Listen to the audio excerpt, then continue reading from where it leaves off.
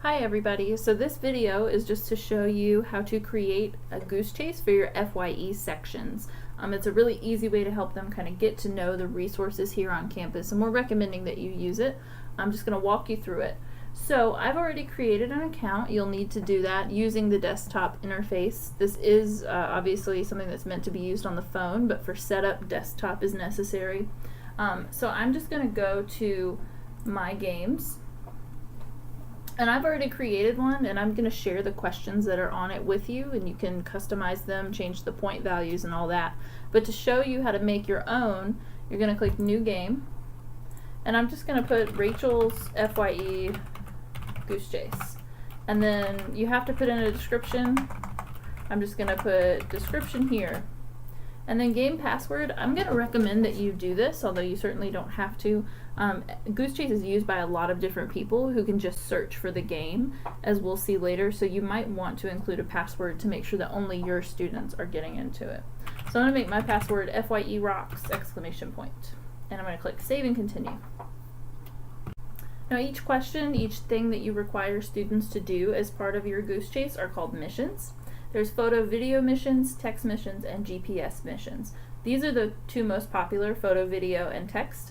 I'm going to insert a photo video one, and I'm going to say check out the library. And I can assign point values. Now they default to these settings. You might do a custom one. If you wanted this to be easy to grade, you might have 10 missions that are each worth 10 points, right? And that would make it really easy for you to assign a grade to it. So I'm going to say check out the library for 10 points, describe what you want them to do, find a librarian, and take a picture with them. And then I would click Save Changes. It's as easy as that. And then to complete that mission, all students have to do is take a photo with the librarian, and the app is going to automatically set their phone to do that. So it's pretty easy for them to use. Now if I wanted to have them do a text mission, I could do the same exact thing. It's just putting in the name, putting in the description. So for this one, I'm going to say Bonner Center, and for the description I'm going to say who is the director of the Bonner Center.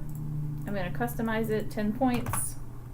You can put acceptable answers, so for instance I could put James Shields, and it doesn't require that they capitalize it. It automatically can detect that on its own. And that's how you do it. It's as simple as that. Now Goosechase's default setting is to sort users into teams. I would recommend that you actually do them individually to make it easier to grade. So to do that, you're going to click on Teams.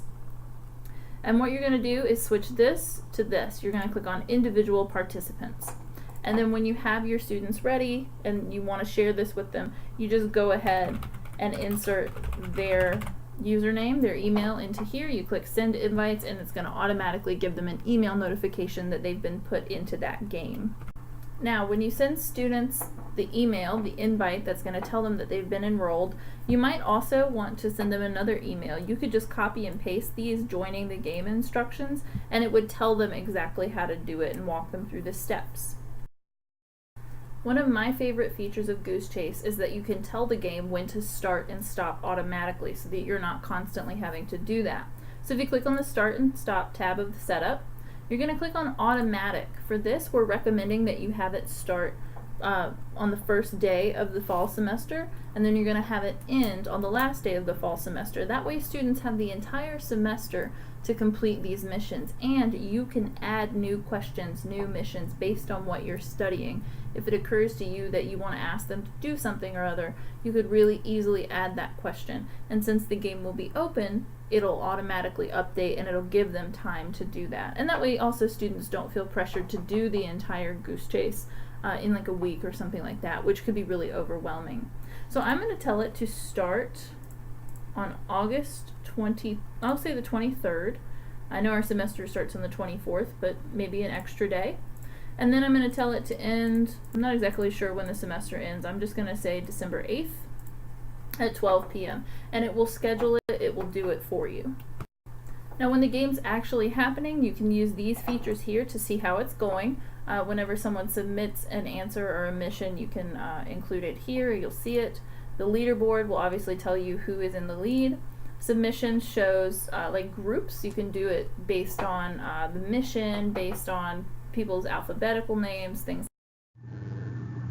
So those are the basics of Goosechase. If you need help, if you need support in any way, please feel free to contact me. My email address, phone number, and Twitter handles are all here. I'll be glad to help.